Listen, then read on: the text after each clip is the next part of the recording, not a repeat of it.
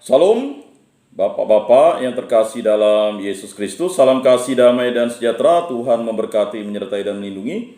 Mari kita memulai bimbingan, penyuluhan, katekese, dan pendalaman kitab suci kita pada hari ini dengan doa. Dalam nama Bapa dan Putra dan Roh Kudus. Amin.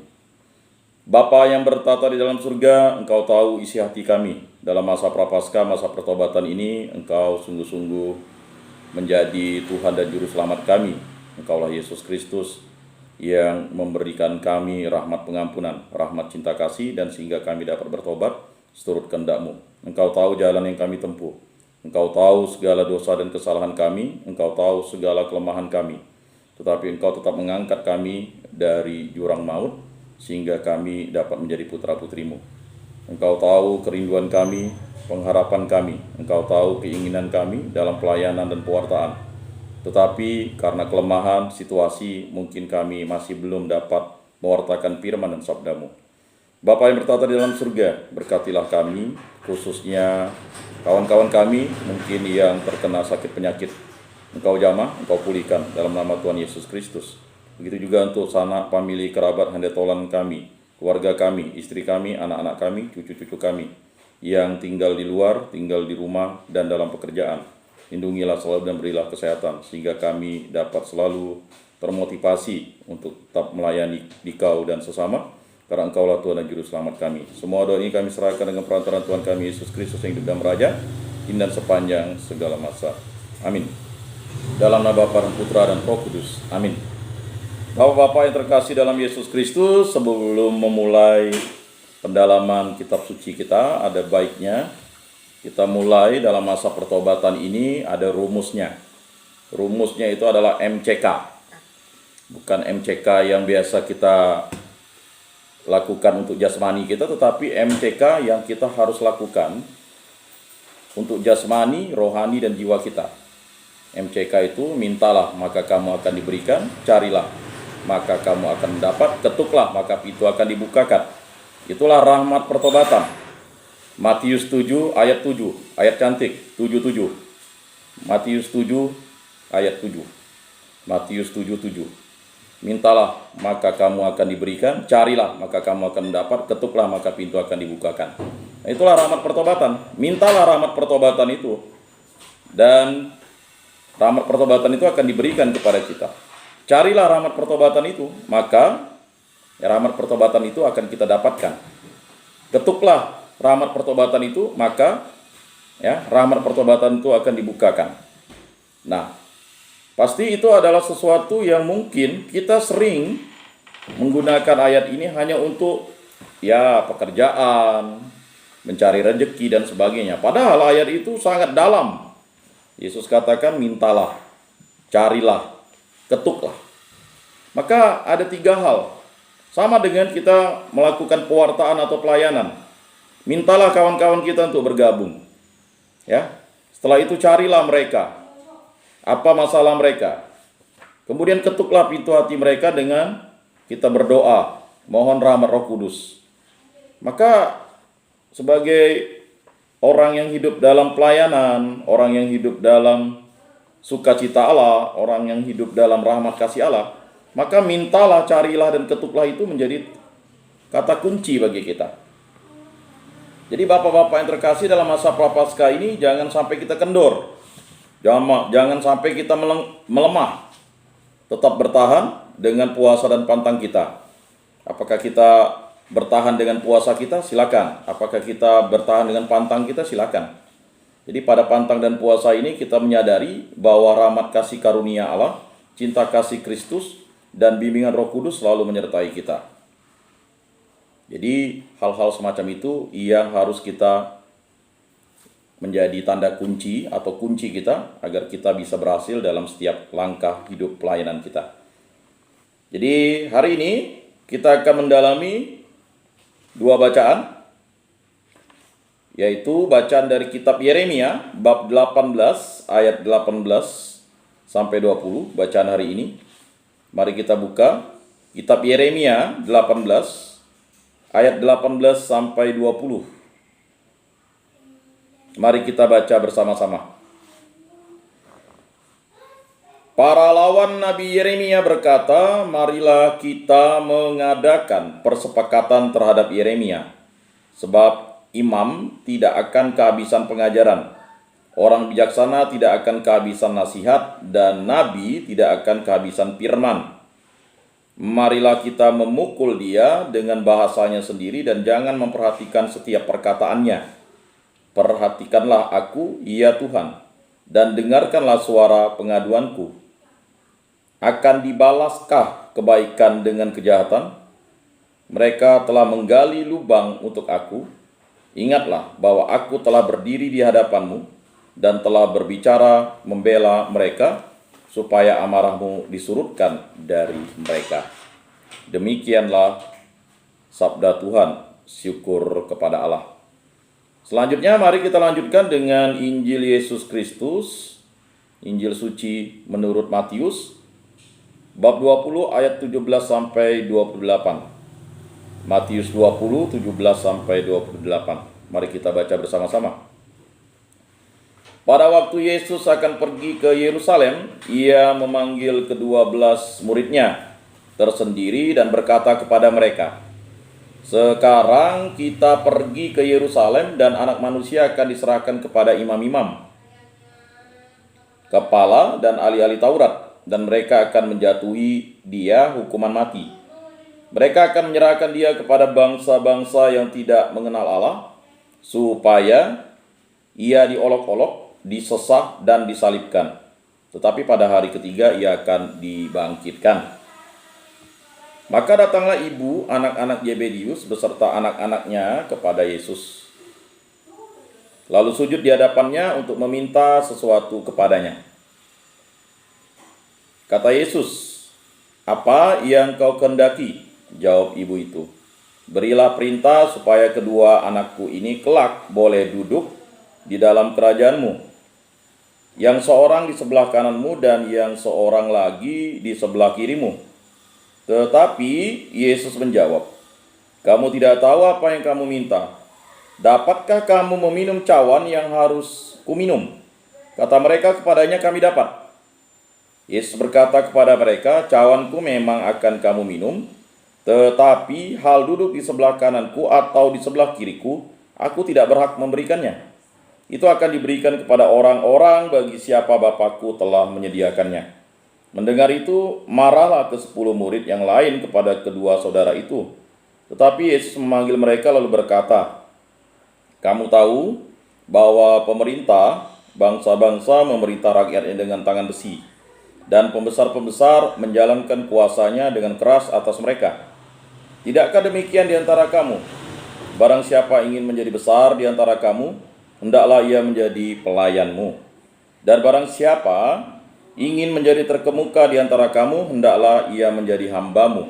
Sama seperti anak manusia, ia datang bukan untuk dilayani, melainkan untuk melayani, dan untuk memberikan nyawanya menjadi tebusan bagi banyak orang. Demikianlah sabda Tuhan.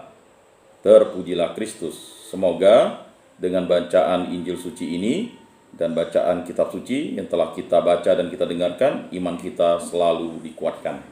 Amin. Bapak-bapak yang terkasih dalam Yesus Kristus, pada pekan Paskah atau pekan Prapaskah kedua ini, ya, kita diingatkan kembali akan suatu makna kehidupan kita, bahwa kehidupan kita ini akan menjadi bermakna jika kita meminta rahmat pertobatan, ya. Kemudian, ya, mencari rahmat pertobatan dan mengetuk rahmat pertobatan itu kepada siapa? Kepada Tuhan Allah. Yesus menyerahkan dirinya untukku dalam komuni, dan dalam kehidupanku sehari-hari aku menyerahkan diriku untuknya. Kita saling memberikan kasih untuk kasih. Jadi ini pernyataan dari Mother Angelica. Bapak-bapak yang terkasih dalam Yesus Kristus, berbicara tentang bacaan dari kitab Yeremia, mungkin kita harus mendengarkan Mazmur, yaitu jangan kau tinggalkan daku ya Tuhan Allahku, jangan kau jauhkan dirimu daripadaku, bergegaslah menolong aku ya Tuhan penyelamatku. Jadi ini adalah suatu permintaan dari setiap manusia yang ingin mendapatkan suatu harapan. Dia memiliki iman, memiliki harapan, dan pertobatan itu adalah rahmat kasih, belas kasih Allah yang diberikan kepada umat manusia. Maka wajar dan normal semuanya itu dilaksanakan bagi kita yang sudah memahami, mengetahui siapakah Tuhan dan Juru Selamat kita itu. Jadi kalau kita dalami kitab Yeremia yang sudah kita baca tadi, Yeremia 18 ayat 18 sampai 20, para lawan Yeremia mau membinasakannya karena seruan kenabiannya. Tetapi Yeremia tetap membela mereka dan mohon agar Tuhan mengampuni kejahatan mereka. Kita tahu Yeremia banyak musuh-musuhnya. Sama seperti mungkin di pelayanan kita juga banyak ya yang lalu tersinggung dan akhirnya menganggap kita sebagai lawannya. Dan kalau kita dianggap sebagai lawannya, ya itu sama seperti kita ya menjadi musuhnya atau mereka menjadi musuh kita. Tetapi Yeremia melakukan suatu keluhuran, suatu ketulusan, suatu kejujuran. Yeremia justru memohon pengampunan akan kejahatan orang terhadap dirinya atau musuhnya terhadap dirinya. Nah, inilah yang membedakan kita sebagai anak-anak Tuhan, karena kita memohon rahmat pengampunan bukan bagi diri kita, tetapi bagi orang lain yang melakukan kejahatan kepada kita. Ya, karena apa? Karena kita tahu belas kasih Allah itu dicurahkan kepada orang-orang yang mau mencintai Tuhan Allah dengan segenap hati, segenap jiwa, segenap akal budi, segenap kekuatan, dan mencintai sesama seperti mencintai diri sendiri.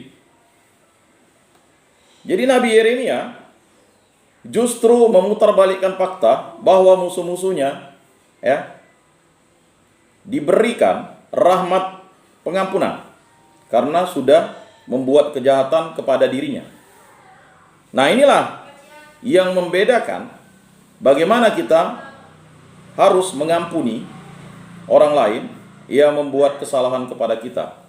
Dan jika kita ingin suci, kudus di hadapan Allah, kita harus bertindak seperti Yeremia ini, memohon rahmat pengampunan bagi musuh-musuhnya. Jadi diceritakan di dalam Yeremia 18 ayat 18 sampai 20, para lawan Nabi Yeremia berkata, "Marilah kita mengadakan persepakatan terhadap Yeremia, sebab imam tidak akan kehabisan pengajaran." Jadi orang-orang fasik itu melakukan tindakan-tindakan kejahatan untuk menguji iman, kepercayaan. Bahkan ya, dengan semena-mena dia ingin melakukan kejahatan kepada Yeremia yang seorang imam. Ya. Karena dia percaya atau mereka percaya bahwa Yeremia tidak akan kehabisan pengajaran. Nah, jadi orang-orang fasik ini atau orang-orang jahat ini ingin melakukan tindakan yang membuat Yeremia diolok-olok orang lain karena pengajarannya.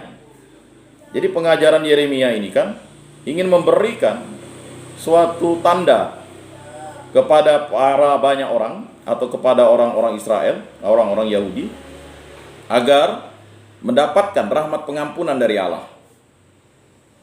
Nah, karena mereka tahu orang bijaksana tidak akan kehabisan nasihat. Ya. Imam itu tidak akan kehabisan pengajaran. Lalu orang bijaksana tidak akan kehabisan nasihat, dan nabi tidak akan kehabisan firman. Nah, ini luar biasa. Ya, imam orang bijaksana dan nabi. Jadi Yeremia itu bagi orang-orang walaupun musuh-musuhnya ya menganggap dia itu musuhnya ya atau lawannya, tetapi musuh-musuhnya ini justru percaya bahwa Yeremia itu adalah seorang imam. Dia juga orang yang bijaksana. Dia dikasih gelar 3, imam, orang bijaksana, dan dia adalah nabi. Orang bijaksana tidak akan kehabisan nasihat. Jadi banyak di antara kita, kalau kita memang bertindak bijaksana, kita akan memberikan nasihat. Ya. Karena kitab suci itu memberikan yang namanya bimbingan, nasihat, dan sukacita atau penghiburan. Nah, Lalu nabi itu tidak akan kehabisan firman. Nah, keinginan orang fasik ini, dia tahu bahwa Yeremia adalah orang benar di hadapan Tuhan. Dia adalah seorang imam, seorang bijaksana, dan seorang nabi. Dan orang fasik ini menguji terus keyakinan Yeremia akan Tuhan Allah, akan Yahweh, akan Allah Bapa, akan Yesus Kristus, dan akan Roh Kudus. Jadi jelas apa yang ingin dilakukan oleh orang-orang itu kepada Yeremia. Nah, apa yang mereka ingin lakukan? Marilah kita memukul dia dengan bahasanya sendiri. Nah, jadi begini. Jadi seorang imam itu dipukul dengan bahasanya sendiri. Makanya hati-hati kalau kita sudah melayani, orang akan memukul kita, melawan kita dengan bahasa kita sendiri. Ayo berdoa, kita tidak berdoa. Ayo membaca kitab suci, kita tidak membaca kitab suci. Ayo berbuat baik, kita kurang berbuat baik. Ayo jangan gosip orang, kita masih menggosip. Jadi perkataan kita tuh akan memukul balik kita. Itulah banyak akhirnya pelayanan dan pewartaan kita menjadi sia-sia kepada orang itu, karena orang itu ingin memukul balik itu. Padahal yang kita sampaikan firman dan sabda Tuhan. Ya, tetapi memang keteladanan itu penting. Ya. Makanya lawan-lawannya, marilah kita memukul dia dengan bahasanya sendiri. Dan jangan memperhatikan setiap perkataannya. Nah, inilah suatu kedegilan, suatu kejahatan, kefasikan orang-orang ini. Jangan memperhatikan perkataannya. Jadi banyak di antara kita itu dikalikan 0 kalau kita berbicara tentang firman dan sabda Tuhan. Kayak kau ini suci saja katanya. Kayak kamu ini sudah lebih baik daripada kami. Kalau ya kita ini sama-sama orang hukuman. Nah, ini sering terjadi di antara kita. Perdebatan. Ya. Jadi kalau orang sudah masa bodoh, cuek dengan kegiatan rohani, ngapainlah, ya. Kegiatan ini kan cocok hanya untuk orang yang beriman Katolik. Kami Kristen atau kami Protestan tidak perlulah, tidak pentinglah. Nah, jadi begitu juga nanti yang Katolik, ngapainlah mendengarkan ini. Jadi firman dan sabda Tuhan itu ya dikalikan 0 karena melihat orangnya. Jadi ada hamba Tuhan, baik pastor, baik pendeta, ya, bahkan mungkin ada penyuluh, pengajar, ya, hamba Tuhan yang lainnya. Ya, firman dan sabda Tuhan itu menjadi ya seperti mutiara yang masuk ke mulut anjing atau ke mulut babi lalu dikoyak-koyak dan dicampakkan. Padahal firman dan sabda Tuhan itu adalah mutiara yang ingin didengarkan oleh banyak orang. Kita ingat Ratu Seba jauh dari selatan, ya kan, ingin mendengarkan hikmat dari Salomo. Nah, ini luar biasa, bapak-bapak yang terkasih. Tetapi kebalikannya yang dilakukan oleh Yeremia. Ya, Yeremia mengatakan apa? Perhatikanlah aku ya Tuhan. Itu permintaan Yeremia. Makanya permintaan kita setiap waktu, setiap saat, kita meminta rahmat belas kasih Tuhan terjadi atas diri kita. Perhatikanlah aku ya Tuhan. Seperti pengantar yang saya sampaikan tadi. Mintalah, maka kamu akan diberikan. Ya, carilah, maka kamu akan mendapat. Ketuklah, maka pintu akan dibukakan. Ya, ini luar biasa. Jadi perhatikanlah aku ya Tuhan. Ini permintaan Yeremia. Dan dengarkanlah suara pengaduanku. Mintalah, maka akan diberikan. Carilah. Maka apa yang dikatakan Yeremia ini, ya, dia meminta, kemudian dia mencari. Dan dengarkanlah suara pengaduanku. Dengarkanlah, kan kita mencari. Meminta, mencari, ya. Ya. Akan dibalaskah kebaikan dengan kejahatan? Nah, ini suatu tanda tanya. Ya, selain tadi tanda seru, nah ini sama. Jadi mengetuk belas kasih Allah. Dia meminta, mencari, dan mengetuk. Ya, akan dibalaskah kebaikan dengan kejahatan? Padahal kita tahu, ya, 4 kebenaran yang utama itu, kebenaran utama yang keempat, Allah membalas yang baik dan menghukum yang jahat.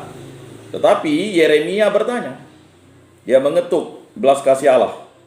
Ya, akan dibalaskah kebaikan dengan kejahatan? Ya, mereka telah menggali lubang untuk aku. Jadi Yeremia tahu seorang imam, seorang yang bijaksana, seorang nabi tahu mengapa mereka menggali lubang untuk Yeremia. Ya. Karena mereka tidak senang menjadi baik, tidak suka menjadi benar. Dan mereka adalah orang-orang fasik yang memberikan celaka atau ingin memukul balik Yeremia. Ya, mereka telah menggali lubang untuk aku. Ingatlah bahwa aku telah berdiri di hadapanmu. Nah ini, jadi ada permintaan mencari, mengetuk. Ingatlah bahwa aku telah berdiri di hadapanmu dan telah berbicara membela mereka. Bayangkan, ya. Bukan Yeremia mau hitung-hitung dengan Allah, tidak. Yeremia ingin mengatakan itu karena apa? Yeremia hanya menyandarkan diri kepada kehendak Allah. Perhatikanlah aku, ya Allah. Perhatikanlah aku, ya Tuhan. Ya. Jadi ini permintaan mencari, mengetuk. Ya.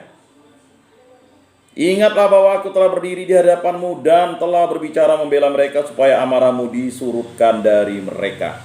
Jadi statement Yeremia ini adalah memohon rahmat pengampunan. Walaupun orang-orang ini fasik, orang-orang ini jahat, orang-orang ini lalim, orang-orang ini degil, orang-orang ini nakal, orang-orang ini tidak mau mendengarkan firman dan sabda Tuhan, tetap Yeremia ya menyandarkan diri kepada kehendak Allah. Jadi kalau kita baca ayat ini atau beberapa kutipan ayat ini, pernyataan ini seakan-akan Yeremia ini menyerah. Tidak. Yeremia menyatakan ini karena keinginannya yang begitu besar. Ya kan? Kerinduannya, harapannya, dan belas kasih Allah yang begitu besar kepada dirinya, sehingga dia meminta rahmat pengampunan. Ya.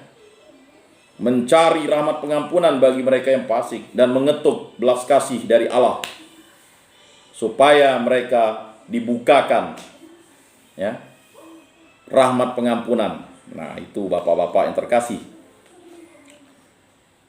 Selamatkanlah aku ya Tuhan oleh kasih setiamu. Nah, ini adalah suatu mazmur tanggapan yang luar biasa. Selamatkanlah aku ya Tuhan oleh kasih setiamu. Jadi yang bisa menyelamatkan kita itu adalah kasih setia Tuhan. Siapakah kasih setia Tuhan itu? Dialah Mesias, dialah Immanuel, dialah Sang Juru Selamat, dialah Yesus Kristus. Dialah anak domba Allah, dialah anak manusia. Ya. Dialah Raja alam semesta. Maka ini adalah suatu permintaan, ya kan? Meminta, mencari dan mengetuk. Selamatkanlah aku ya Tuhan oleh kasih setiamu. Engkau akan mengeluarkan aku dari jaring yang dipasang orang terhadap aku, sebab engkaulah tempat perlindunganku. Ke dalam tanganmu lah aku serahkan nyawaku. Sudilah membebaskan daku ya Tuhan Allah yang setia. Maka kita ingat doa Santa Faustina. Ya Yesus yang baik, ampunilah dosa-dosa kami, selamatkanlah kami dari api neraka dan hantarkanlah jiwa-jiwa ke dalam surga. Sebenarnya apa yang disampaikan oleh Yeremia dan Mazmur ini mengingatkan kita sekali lagi bahwa ya perhatian dari Allah itu ya harus kita minta, harus kita cari, harus kita ketuk setiap waktu, setiap saat. Ya. Sebab aku mendengar banyak orang berbisik-bisik menghantuiku dari segala penjuru. Mereka bermufakat mencelakakan aku, mereka bermaksud mencabut nyawaku. Nah, ini sama. Ya. Mazmur yang disampaikan oleh Daud ini juga mirip apa yang terjadi dengan Yeremia. Ya. Tetapi karena iman, ya, karena harapan dan kasih, ya.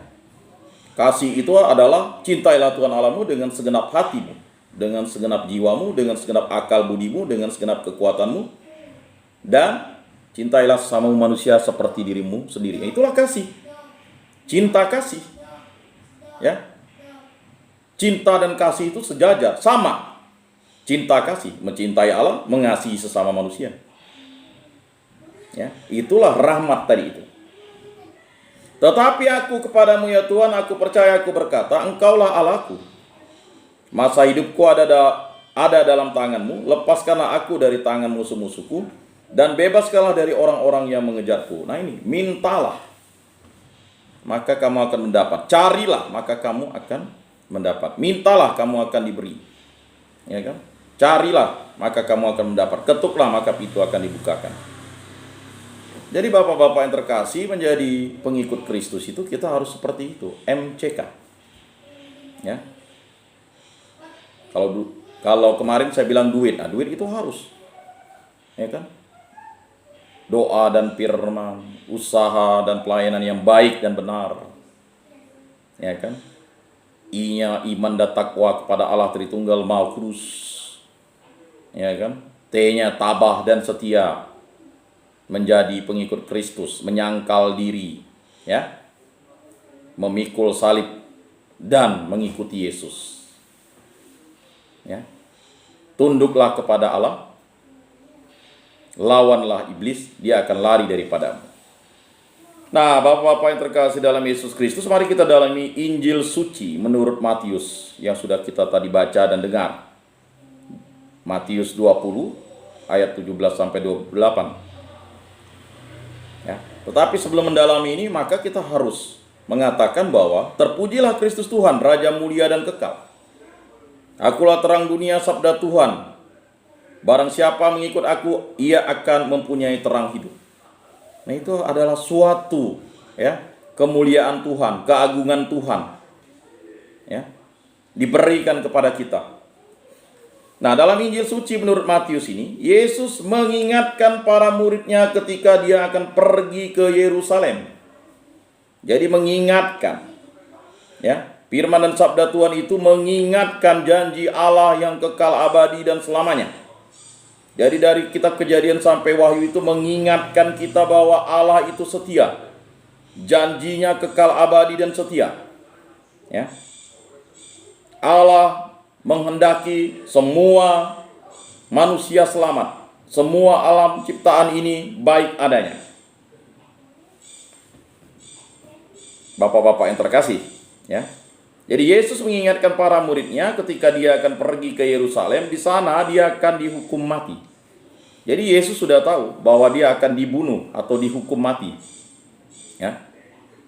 Tetapi pada hari ketiga dia akan dibangkitkan. Jelas, dia lahir di Yerusalem, ya kan? Kita ingat Yesus dipersembahkan di bait Allah di Yerusalem, ya kan? Yesus diketemukan di dalam bait Allah atau bait suci Allah di Yerusalem. Dan dia juga dieluk-elukkan di Yerusalem, dan dia akan dihukum mati di Yerusalem, dan dia akan bangkit pada hari ketiga juga di Yerusalem. Jadi Yerusalem itu adalah kota damai, ya, Bethlehem, ya. Jadi Yerusalem itu merupakan suatu tanda bahwa Allah janjinya kekal abadi selamanya, dan di Yerusalem inilah, ya, di mana, ya, Raja Damai, Sang Mesias lahir, dan dia akan wafat atau mati di kayu salib dan dibangkitkan.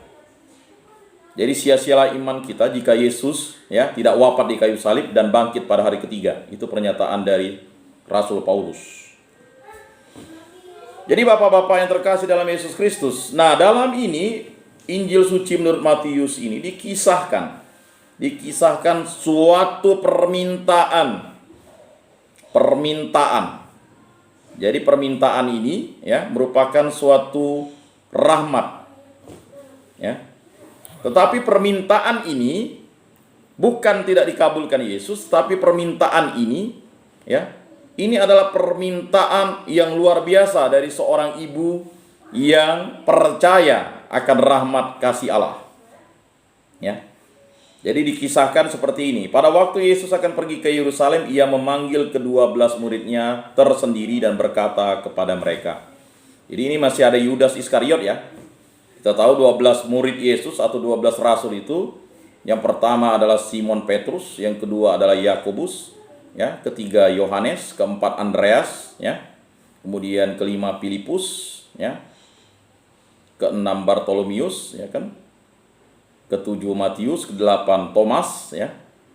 Kesembilan, ya, Yakobus Alpius, ke-10 Yudas Tadius, ke-11 Simon orang Zelot, kemudian Yudas Iskariot yang ke-12, ya. Nah, jadi biasanya urutannya seperti itu. Nah, tapi bisa juga urutannya, tetapi tetap Simon Petrus, Yakobus, Yohanes itu biasanya memang nomor 1, 2, 3. baru habis itu Andreas biasanya. Ya. Nah, jadi Bapak-bapak yang terkasih dalam Yesus Kristus, Ia memanggil ke-12 muridnya tersendiri dan berkata kepada mereka, ini adalah suatu pesan amanat agung Yesus, dan berkata, sekarang kita pergi ke Yerusalem. Ya. Jadi perintah Yesus itu untuk pergi ke Yerusalem itu adalah perintah yang pasti dan harus dilakukan oleh Yesus dan para muridnya.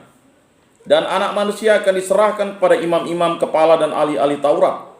Nah, jadi Yesus sudah menyampaikan, ya kan, amanat agungnya bahwa dia dan murid-muridnya harus ke Yerusalem, dan di sana dia akan, ya, sebagai anak manusia akan diserahkan kepada imam-imam kepala dan ahli-ahli Taurat. Nah, inilah pernyataan Yesus. Dia mengatakan dirinya anak manusia ini tujuannya satu, bahwa dia tidak menggunakan kealahannya untuk, ya, melakukan perlawanan atau menggunakan keilahiannya. Ini banyak yang bertanya-tanya, kok Yesus menyatakan dirinya anak manusia? Nah, itu sering juga dipakai oleh orang-orang yang tidak beriman Kristen atau tidak paham kitab suci. Dia mengatakan anak manusia. Mengapa? Karena dia tidak menggunakan keilahiannya. Dia menggunakan kekuatan anak manusia yang alamiah, normal saja. Ya. Jadi seperti itu Bapak-bapak yang terkasih, ya. Itu pernyataan. Ya. Lalu dia menyatakan bahwa, ya, dia akan diserahkan kepada imam-imam, kepala dan ahli-ahli Taurat. Seharusnya para murid sudah tahu apa yang akan terjadi. Makanya Petrus dan kawan-kawan mempersiapkan diri karena Yesus sudah menyampaikan ini. Ya. Pada malam, ya, Yesus ditangkap itu mereka sudah mempersiapkan diri sebenarnya. Ya. Tetapi mereka tidak paham apa yang disampaikan Yesus itu. Mereka hanya mendengar lalu, ya, seakan-akan mengatakan Yesus, ya, ingin mengadakan perlawanan. Wah, ini imam-imam kepala dan ahli-ahli Taurat ini, ya. Dan mereka akan menjatuhi dia hukuman mati. Kan udah disampaikan. Ya. Jadi pernyataan Yesus ini mengatakan bagaimana dia akan wafat. Bagaimana dia akan mati. Bahwa dia dijatuhi hukuman mati. Jadi jelas, jangan sampai ada yang meragukan siapa yang dijatuhi hukuman mati itu. Orang yang disamarkan sama seperti Yesus. Bahkan ada yang mengatakan Yudas sendiri. Oh, bukan. Dia sudah menyampaikan ini. Nah, ini ditulis oleh Matius. Matius mendengarkan siapa? Matius mendengarkan Rasul Petrus. Karena tulisan Matius ini, ya, jelas dia adalah yang mendengarkan juga. Ya.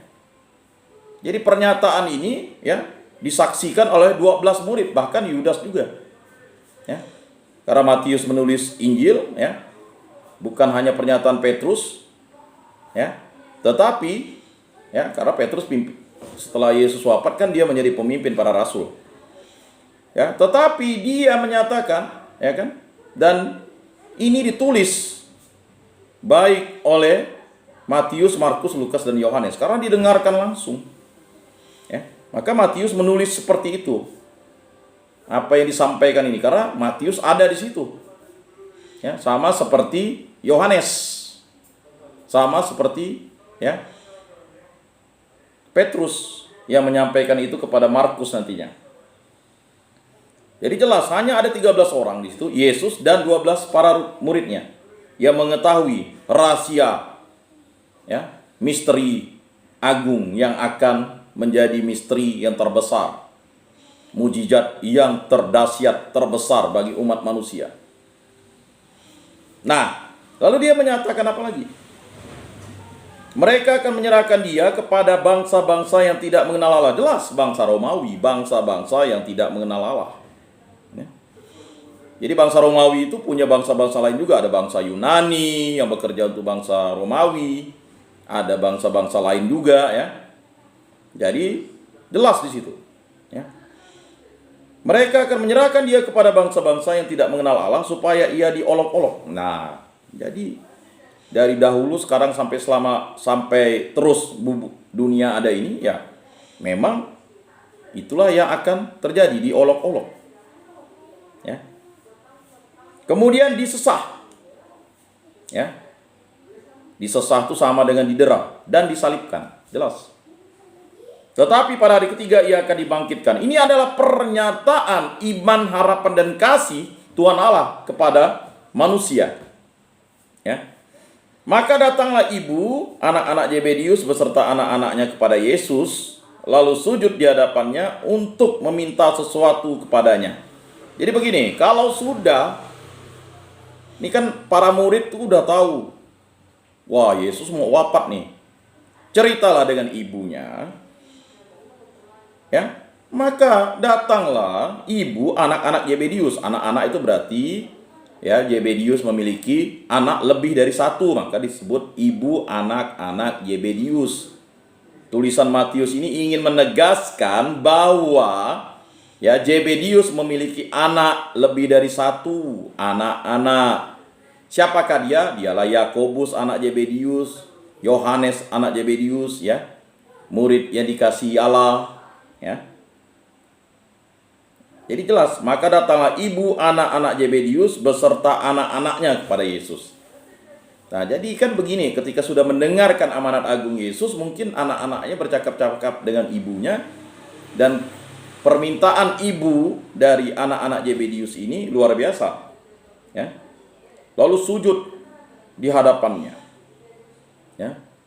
Keinginan ibu dari anak-anak Zebedius ini, mereka nantinya ya akan mewarisi, ya kan, rahmat pengajaran dari Yesus Kristus. Ya, sujud di hadapannya untuk meminta sesuatu kepadanya. Nah, meminta, makanya dia meminta. Ya, kata Yesus, apa yang kau kehendaki? Nah, jadi permintaan kita tuh pasti didengar Allah. Tetapi apakah akan dikabulkan oleh Allah? Nanti dulu. Kehendak Allah itu bukanlah ya rancangan manusia. Rancanganku bukanlah rancanganmu. Nyahlah kau iblis, engkau tidak tahu apa yang dipikirkan Allah. Ya. Jadi apa yang terjadi? Ya. Jawab ibu itu, berilah perintah. Karena Yesus telah memberikan perintah amanat agung yang luar biasa kepada 12 murid. Lalu karena anak-anak Zebedius ini ngomong dengan mamanya, maka ya ibu ya dari anak-anak Zebedius ini meminta perintah. Ini luar biasa. Ya. Dia tahu Yesus itu adalah raja. Dia adalah imam, dia adalah nabi. Maka dia meminta perintah. Ya. Jadi berilah perintah supaya kedua anakku ini kelak boleh duduk di dalam kerajaanmu. Inilah permintaan seorang ibu duniawi, ya. Jadi ibu itu menghendaki yang terbaik bagi anak-anaknya. Mungkin banyak di antara kita kurang sadar bahwa ibu-ibu kita itu meminta yang terbaik. Nah, nanti jadi orang baik ya, kan begitu. Nah, jadi orang berhasil ya. Ya kan? Tidak mungkin permintaan ibu-ibu itu kita menjadi orang jahat, kan tidak. Kita pasti permintaannya kepada Tuhan Allah itu adalah sesuatu yang baik. Lalu apa katanya? Ya, berilah perintah supaya kedua anakku ini kelak boleh duduk di dalam kerajaanmu, yang seorang di sebelah kananmu dan yang seorang lagi di sebelah kirimu. Bayangkan, permintaan untuk anaknya duduk di dalam kerajaan, sedangkan ibu ini sendiri ya tidak pentinglah dia bisa masuk dalam kerajaan, tapi dia percaya kalau anak-anaknya berada di dalam kerajaan, ya, karena dia tahu Yesus adalah juru selamat, pastilah orang tuanya akan berada di dalam kerajaan itu. Ya, tetapi Yesus menjawab, kamu tidak tahu. Nah, itu jelas. Ya, kata kamu tidak tahu itu menyatakan bahwa kehendak manusia itu bukanlah kehendak Allah. Jadi manusia tidak boleh mendikte Allah, ya kan? Karena Allah yang berkehendak kepada kita. Kamu tidak tahu apa yang kamu minta. Nah, kebanyakan doa kita adalah doa yang meminta, tetapi kita tidak tahu apa yang akan kita hadapi. Tuhan, berikanlah saya kekayaan, kan begitu. Tapi kekayaan untuk apa? Ya kan? Makanya Salomo bukan meminta kekayaan, meminta hikmat. kebijaksanaan. Ya. Tuhan, ya kan, berilah saya banyak uang, kan begitu. Apakah pernah kita berdoa seperti itu? Tetapi kita tidak tahu apa yang kita minta, karena uang itu hanyalah dipakai di dunia ini. Ya. Apakah dengan banyak uang kita bisa memuji Tuhan? Justru kita akan cintakan uang. Dan itulah yang menghancurkan cinta kita kepada Allah. Ya. Karena banyak pelayanan atau banyak hamba Tuhan itu, karena cinta akan Tuhan, cinta akan uang, dia melupakan cinta akan Tuhan. Karena tidak bisa mengabdi kepada dua tuan. Kepada Tuhan atau kepada Mamon. Ya kan, Mamon itu kan seorang dewa uang. Ya, dewa sesembahan bangsa lain. Kalau menyembah dewa itu banyak uang. Ya kan? Ada kepercayaan, ya kan? Kalau orang meninggal nanti dibakar, uangnya ditulis 1 miliar, ya kan? Ya, uangnya 1 miliar, nanti di akhirat dia bisa belanja. Ditulislah 10 miliar, kan gitu, dibakar. Nah, itu kepercayaan orang-orang yang tidak tahu tentang kerajaan Allah mungkin, atau tidak tahu tentang akhirat. Jadi kita sebagai orang Kristen jangan sampai tersesat dengan kepercayaan itu, ya Bapak-bapak yang terkasih. Kalau kita sudah dibaptis dalam gereja yang satu, kudus, ya, gereja yang universal atau Katolik itu, ya, kata Katolik ini kan universal, Katolik umum untuk semua. Ya. Dan apostolik, ya, kita tahu bahwa apa yang kita minta itu adalah suatu kehendak Allah, yaitu kerajaan Allah itu hadir di dalam diri kita, dan kita tahu bahwa tidak ada lagi hal-hal duniawi yang mengikat kita kalau kita sudah berada di dalam kerajaan Allah. Ya, kamu tidak tahu apa yang kamu minta, dapatkah kamu meminum cawan yang harus kuminum? Nah, jadi Yesus itu menyatakan bagaimana dia harus meminum cawan, ya, dia meminum cuka asam, ya, yang nanti akan menjadi suatu tanda bahwa Yesus itu, ya, menyatakan dirinya sebagai sang juru selamat, wafat di kayu salib. Jadi kata cawan ini bisa menjadi kata yang jelas, ya, karena memang Yesus, ya, dia akan diberikan semacam, ya, anggur asam, ya. Tetapi maksudnya cawan di sini adalah penderitaan. Cawan itu juga adalah suatu penebusan, karena akan menampung darah Kristus. Ya. Nah, jadi kata mereka kepadanya, kami dapat. Wah, ini luar biasa. Yakobus dan Yohanes langsung menjawab, kami dapat. Nah, ini luar biasa. Jadi ada iman, harapan, dan kasih yang kuat. Yakobus, Yohanes ini langsung dia katakan kami dapat. Dan itu memang terjadi dan terbukti. Ya, Yakobus di antara 12 para rasul itu yang akan menjadi martir. Memang martir pertama itu Stefanus, tetapi martir yang pertama di antara 12 rasul ini adalah Yakobus. Dia akan dipenggal, ya. Nah, nanti Yohanes itu, ya, akan menjadi murid kesayangan Yesus.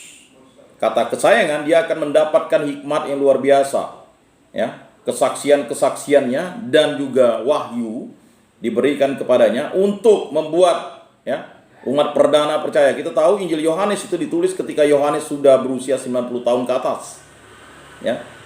Injil Matius, Markus, Lukas itu dianggap tidak cukup bagi umat perdana karena banyak penyesat waktu itu. Makanya didesaklah Yohanes untuk menuliskan Injil keempat itu sebagai Injil iman, melawan bidat-bidat atau bid'ah-bid'ah pada waktu itu yang menggerogoti, ya kan, ajaran Yesus Kristus. Sampai sekarang terjadi. Ya, ada bidat-bidat atau bid'ah-bid'ah yang tidak percaya akan Injil Yesus Kristus. Maka dalam Prapaskah ini kan kita dibuat abu itu di dahi kita, kan, bertobatlah dan percayalah kepada Injil. Ya, dari abu akan kembali menjadi abu. Ya, bapak-bapak yang sudah mendapat abu, ya, kan seperti itu pemberiannya. Nah, Yesus berkata kepada mereka, cawanku memang akan kamu minum. Ya, jelas. Inilah darah Kristus. Jadi dia akan meminum yang namanya tubuh dan darah Kristus itu. Ya. Tetapi hal duduk di sebelah kananku atau di sebelah kiriku. Nah, ini. Jadi, ya, sering orang bertanya, Yesus duduk di sebelah kanan Allah. Yang bisa duduk di sebelah kanan dan kiri Allah itu adalah Allah sendiri. Karena duduk di sebelah kanan dan kiri Allah itu tidak mungkin bagi manusia. Ya. Mengapa? Itu posisi duduk. Ya. Karena tata keagungan Allah hanya bisa diduduki oleh Allah sendiri. Ya. Jadi jelas. Yesus berkata kepada mereka, cawanku memang akan kamu minum. Cawan itu adalah suatu karya pewartaan tentang Yesus Kristus. Bagaimana Yesus berkarya, bagaimana Yesus wafat, bagaimana Yesus bangkit pada hari ketiga. Ya, jadi penderitaan Yesus itu, ya, itu merupakan suatu cawan. Dan cawan itu adalah rahmat yang diberikan kepada kita agar kita santap dan kita minum menjadi tubuh dan darah Kristus itu. Ya. Jadi jelas, tetapi hal duduk di sebelah kananku atau di sebelah kiriku, aku tidak berhak memberikannya. Karena apa? Karena Yesus melaksanakan kehendak Bapa di surga. Ya, dia tidak menggunakan keilahiannya, tetapi menggunakan pribadi manusianya, anak manusia itu tadi. Jadi maksudnya harus dipahami bahwa ini adalah teologis. Ya, jadi pernyataan Yesus ini teologis. Ya. Kita ini statusnya sama manusia, tetapi membedakan Yesus dengan para muridnya adalah Yesus benar-benar pribadi Allah dan benar-benar pribadi manusia. Tetapi ketika melaksanakan misi ini, dia ya tidak menggunakan keilahiannya, dia menggunakan kekuatan manusia, murni kekuatan manusia. Ya. Maka banyak yang bertanya, kok Yesus tidak menggunakan keilahiannya sampai ya banyak orang mengolok-olok, ya. Para imam dan ahli-ahli Taurat, orang-orang bisa kamu selamatkan, kamu bangkitkan, kamu sendiri tak bisa. Bahkan penjahat yang paling ya sudah jahat saja masih, ya, jika kau nak Allah, lepaskanlah kami dari salib ini, katanya penjahat di sebelah kiri Yesus. Ya. Jadi diolok-olok. Jadi jelas tuh, tetapi hal duduk di sebelah kananku atau di sebelah kiriku, aku tidak berhak memberikannya. Kata aku tidak berhak memberikannya, Yesus menyatakan dirinya bahwa ya, tentang penderitaan itu, ya, tentang salib itu akan dijalani Yesus sendiri. Dia harus mengikuti kehendak Bapa di surga. Dan kata tidak berhak itu menyatakan bahwa dirinya ingin menggambarkan bahwa dia harus ya menjalani penderitaan, wafat di kayu salib, dimakamkan, ya, bangkit pada hari ketiga. Nah, jadi kehendak Bapa itulah yang harus dilakukan. Ya kan, Eloi Eloi lama sabaktani, kan seakan-akan Yesus itu ya mengatakan bahwa Allah meninggalkannya. Tidak, ini menyatakan bahwa ya banyak di antara para murid atau orang-orang yang melihat salib Yesus itu mengatakan bahwa ya kan itu kan firman dan sabda Tuhan ya yang disampaikan oleh Yesus sendiri, bahwa banyak orang akan meninggalkan Yesus karena salib. Ya kan?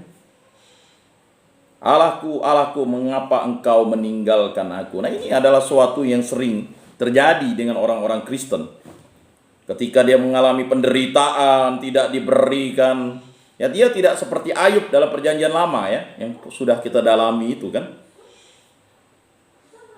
Jadi banyak orang Kristen tidak mau seperti itu. Dia maunya ya yang enak-enak saja, tidak menderita, sengsara, tidak mau dianiaya, tidak mau diolok-olok. Itulah dia meninggalkan Allah. Ya. Banyak di antara kita memahami itu. Makanya konteksnya kita membaca benar bagaimana pernyataan Yesus itu, amanat agung Yesus itu kepada para muridnya. Ya. Itu akan diberikan kepada orang-orang bagi siapa Bapakku telah menyediakannya. Nah, ini. Jadi kita tahu ya, manusia yang paling hina dina itu diangkat oleh Allah sendiri. Jadi begini, kehendak Allah itu adalah rahmat bagi semua orang, berkat bagi semua orang. Dan apa yang terjadi? Siapa yang berada di sebelah kiri dan kanan Yesus tuh pada Yesus wafat? Memang bukan Yakobus dan Yohanes, tetapi dua penjahat di sebelah kiri dan kanan Yesus. Bahkan ya, yang di sebelah kanan Yesus itu langsung meminta rahmat pengampunan, mintalah, mencari Yesus, ya. Ingatlah aku jika engkau sampai ke rumah bapamu. Pada hari ini pun engkau akan bersama-sama dengan aku. Wah, itu. Ya kan? Jadi ini sebenarnya adalah suatu ilustrasi yang diberikan Yesus kepada para murid, bahwa engkau tidak di kiri kanan. Nanti di kiri kanan itu justru penjahat. Ya. Memang kan itu bukan duduk, Pak. Iya, disalib. Cawannya nanti kau akan dapatkan. Ya, Yakobus akan mendapat cawan penderitaan, dia akan dibunuh, dipenggal. Yohanes tuh, ya, kalau tidak salah dia direbus atau digoreng, tapi dia selamat. Ya. Nah itu. Jadi itu akan diberikan kepada orang-orang bagi siapa Bapakku telah menyediakannya. Jadi ini jelas, di rumah Bapakku banyak tempat tinggal. Ya, berjuanglah dan masuklah kepada pintu yang penuh sesak itu, kan ketuk. Ya. Mintalah, carilah, ya. Kemudian mengetuk. Ya, karena pintu kerajaan surga itu sempit, hanya melalui Yesus Kristus. Jadi Bapak-bapak yang terkasih dalam Yesus Kristus, ya, jelas, itu akan diberikan kepada orang-orang bagi siapa Bapakku telah menyediakannya. Bukannya berteriak Tuhan, Tuhan yang akan diselamatkan, tapi yang melaksanakan kehendak Bapakku di surga. Kehendak Bapakku di surga. Jadi Eloi Eloi lama sabachthani itu, Allahku Allahku mengapa engkau meninggalkan aku, itu bukan menyatakan Yesus itu seakan-akan lalu ditinggalkan Allah, tidak. Itu menyatakan firman dan sabda Tuhan. Banyak orang Kristen tidak ingin, ya, mengalami penderitaan salibnya, lalu ingin itu tadi, hedonisme saja. Ya. Jadi muda, poya-poya, ya kan, tua, kaya raya, mati masuk surga. Tidak bisa begitu menjadi orang Kristen, bapak-bapak yang terkasih. Ya. Jadi tidak seperti itu. Ya.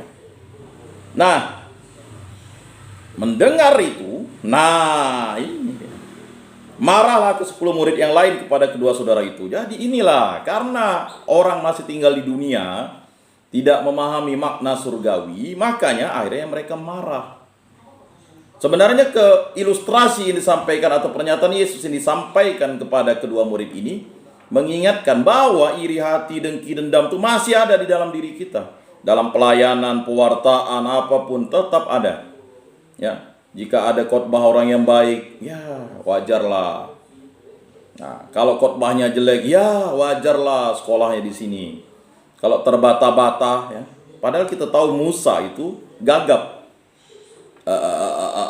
Ya kan? Karena apa? Waktu dia tidak percaya bahwa dia bertemu dan berjumpa dengan Allah, bara api masuk ke mulutnya. Ya. Makanya Harun yang harus, ya, menyampaikan apa yang didengarkan Musa, karena Harun, ya, itu kan abangnya, dia adalah keturunan Lewi. Tapi kalau Musa itu kan tegagap-gagap dia, gara-gara bara api masuk ke mulutnya. Ya. Nah, jadi firman dan sabda Tuhan itu bisa disampaikan dengan apapun melalui orang-orang yang berkenan kepada Allah. Ya. Mendengar itu marahlah ke 10 murid yang lain kepada kedua saudara itu, tetapi Yesus memanggil mereka dan berkata, "Kamu tahu bahwa pemerintah bangsa-bangsa memerintah rakyat dengan tangan besi." Ya, jadi banyak kan di antara kita, wah, pemerintah tuh harus tangan besi, harus tegas, disiplin, keras, supaya orang itu disiplin, takut. Seperti di negara sebelah, kalau orang korupsi dihukum mati, wah, tidak mikir, ya kan? Kalau terjadi kepada dirinya gimana? Ya kan? Apakah orang yang melakukan tindakan pidana atau kejahatan itu, apakah kesalahannya? Bisa jadi kesalahan banyak orang, dia harus menanggung akibatnya. Ya. Kan seperti itu Bapak-bapak yang terkasih. Ya. Jadi jangan memberikan penghakiman kalau kita tidak tahu dampaknya bagi orang itu. Bisa jadi orang itu tidak melakukan kesalahan. Ya, pernah terjadi di beberapa negara. Bahkan sudah dipenjara 15 tahun, akhirnya terbukti bahwa dia bukan pembunuh. Tapi dia harus menjalankan. Ya, negara merehabilitasi namanya, tapi ya sudah menderita di penjara kan. Tetapi dia tidak dendam, justru dia membuat suatu film, ya, dokumenter tuh, bagus filmnya. 15 tahun di penjara, penjaranya paling kejam lagi, karena dia anggap dia adalah pembunuh kejam. Rupanya terbukti 15 tahun kemudian dia bukan pembunuh. Ya. Nah, Bapak-bapak yang terkasih dalam Yesus Kristus, marah. Kita sering marah. Kalau yang melayani terlambat marah. Ya. Hai. Nah, marah ini harus bisa kita kendalikan. Kamu tahu bahwa pemerintah bangsa-bangsa memerintah rakyatnya dengan tangan besi, dan pembesar-pembesar menjalankan kuasanya dengan keras atas mereka. Tidaklah demikian di antara kamu. Barang siapa ingin menjadi besar di antara kamu, hendaklah ia menjadi pelayanmu. Dan barang siapa ingin menjadi terkemuka di antara kamu, hendaklah ia menjadi hambamu. Wah, ini luar biasa. Ya, maka hamba dari hamba. Moto dari Paus itu kan hamba dari hamba.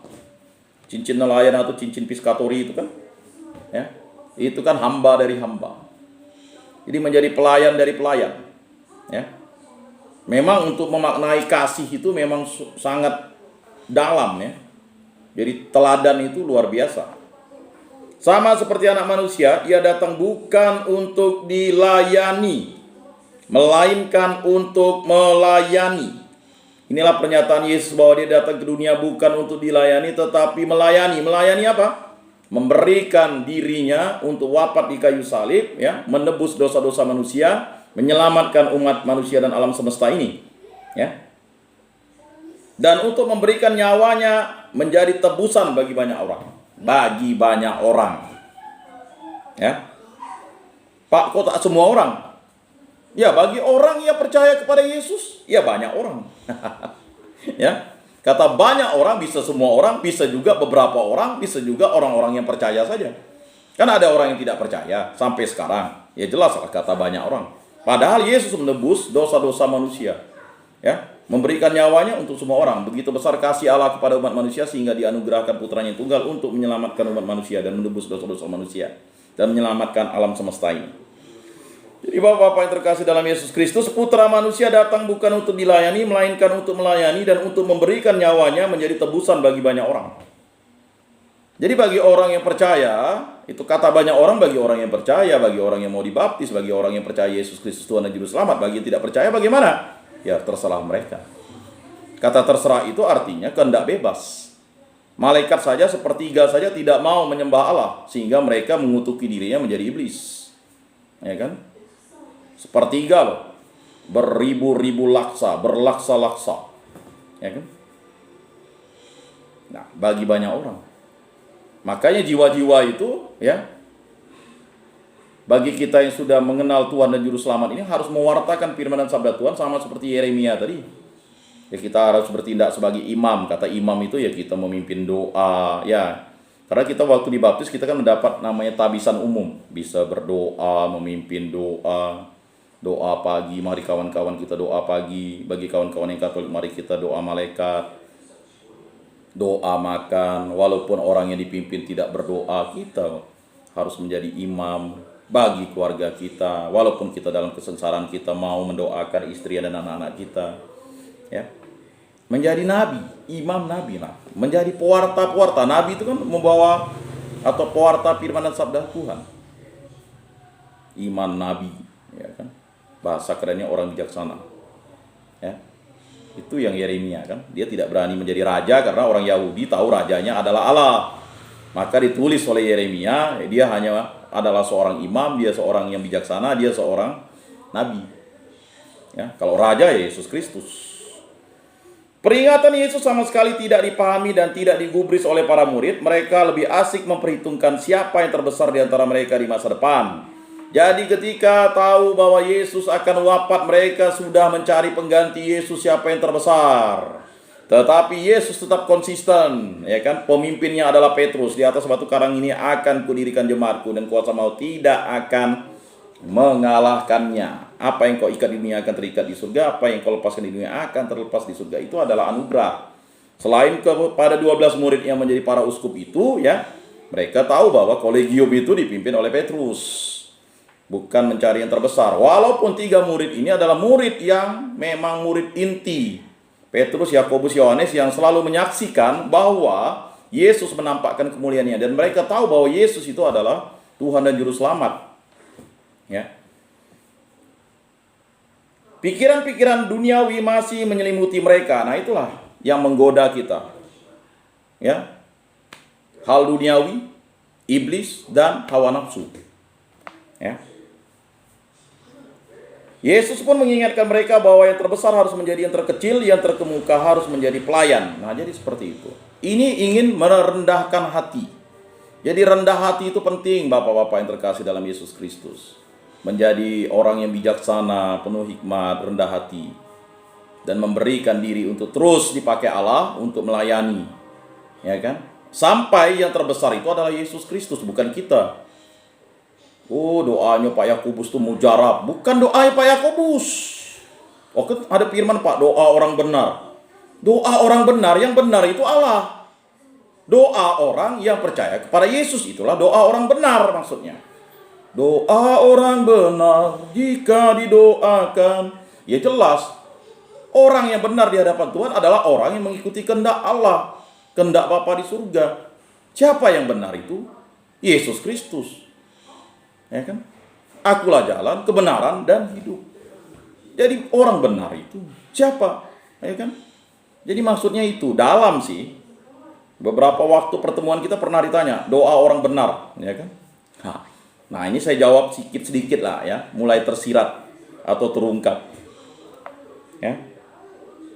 Pesan Yesus kita camkan sebagai motivasi di dalam pelayanan kita. Motivasi. Pesan Yesus itu adalah motivasi. Kalau kita mau melayani, jangan kita minta penghargaan. Bapamu yang di surga tahu yang tersembunyi. Itulah pantang dan puasa kita. Minyakilah rambutmu, kan? Jadi kita ini, ya, cucilah mukamu. Jangan kamu merubah raut mukamu. Ya. Jadi kalau kita melayani itu, jangan kita merasa, wah saya sudah melayani di mana-mana, tetapi Tuhan Allah tidak mendengarkan doa saya. Nah, inilah doa orang sombong namanya. Ya. Jadi Bapamu yang tersembunyi tahu, ya, apa yang kamu lakukan secara tersembunyi. Kita tidak bisa menutup-nutupi diri kita. Ya. Kita bisa membohongi orang lain, tetapi kita tidak akan bisa bersaksi dusta terhadap Allah Bapa di surga. Jadi jelas, ya. Orang besar adalah orang yang melayani orang lain dengan tulus ikhlas. Jadi Bapak-bapak yang terkasih, baik di Rutan Pontianak, Rutan Bengkayang, ya teruslah melayani dengan tulus ikhlas. Melayani itu tidak hanya kita menjadi pengurus, tetapi kita datang ke gereja, kita mendengarkan juga melayani. Ya kan? Ada hamba Tuhan, kita dengarkan, kita saling melayani itu.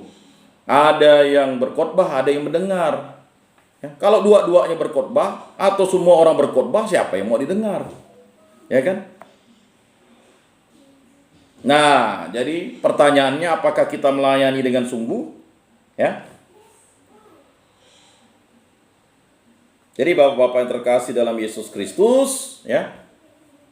Mari kita saling melayani. Mintalah maka kamu akan mendapat, carilah maka kamu, ya. Mintalah maka kamu akan mendapat, carilah maka kamu akan diberi, atau mintalah kamu akan diberi, ya.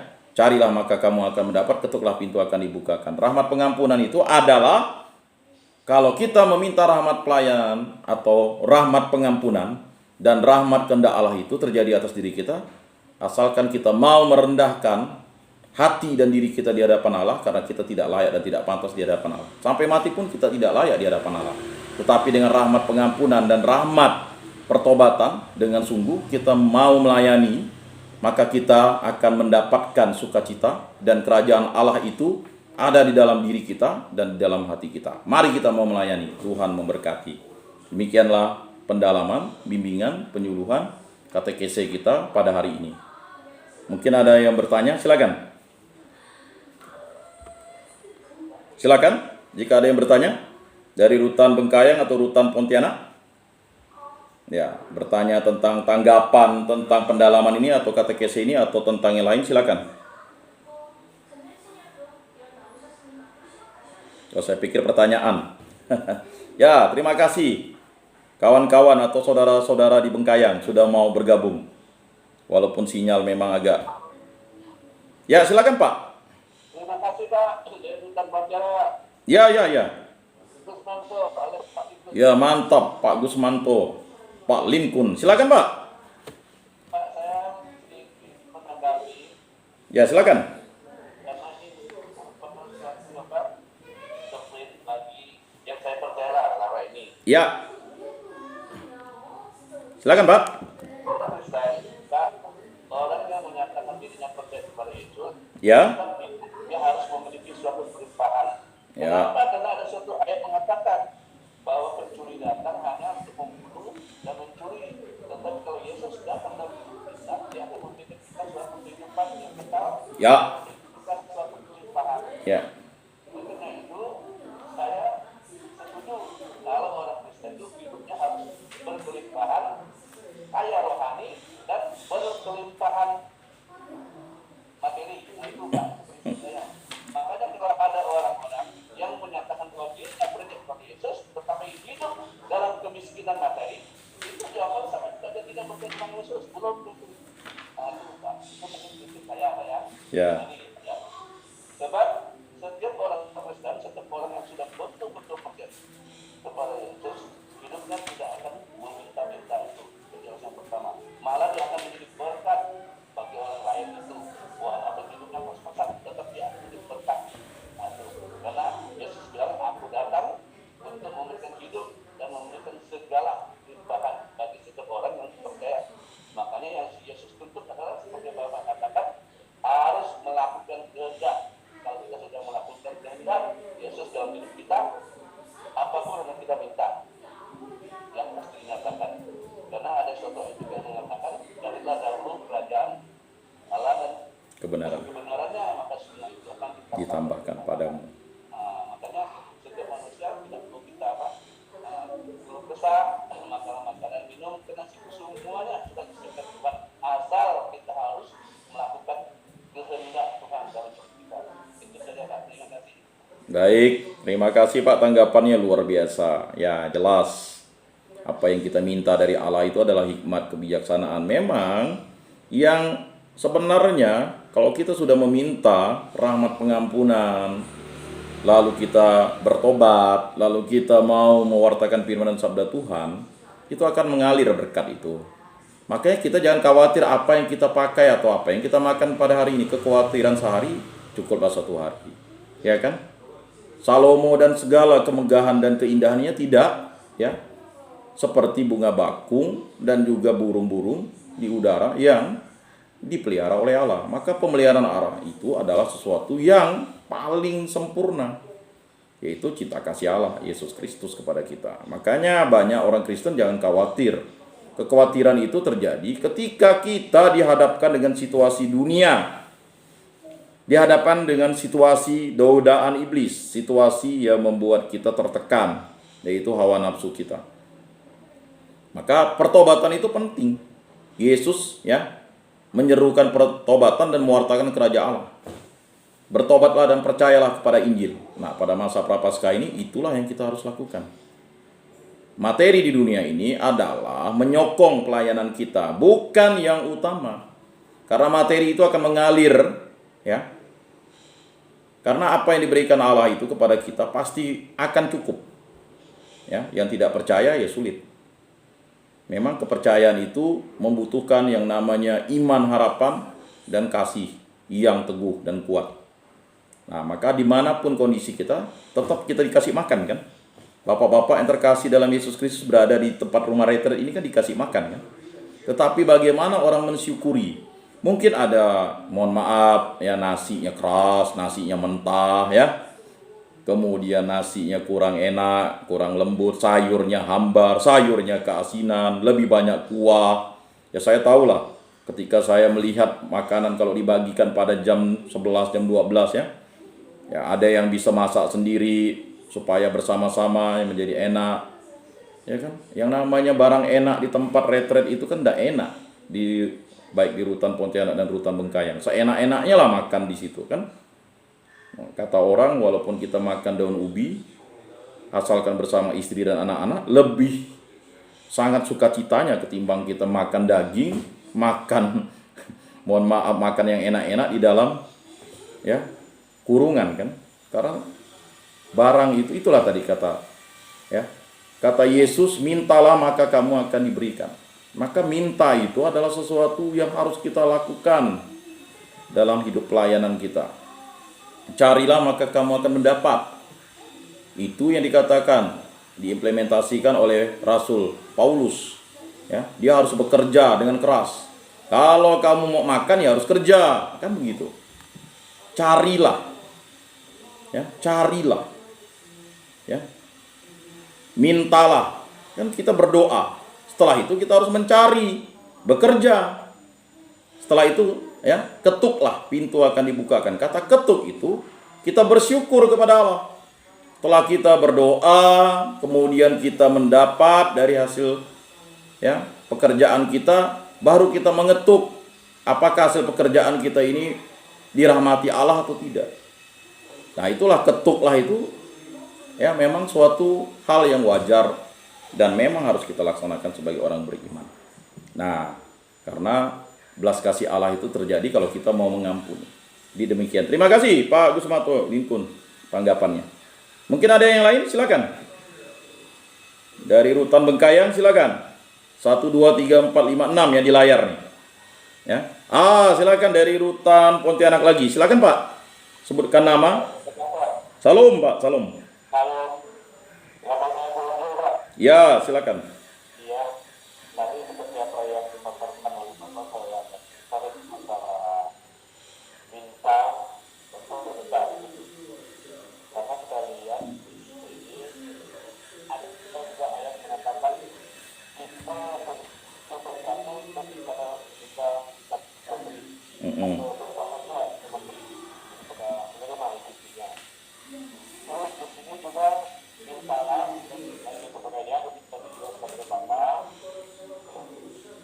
Yang menjadi adalah pertanyaan kita ketika kita dalam posisi kita berusaha memberi dalam kata petik mungkin belum saja kita bisa memberi itu bangsa yang lain dan sebagainya melakukan pelayan bahkan memberi, tetapi kita sangat membutuhkan ketika kita minta.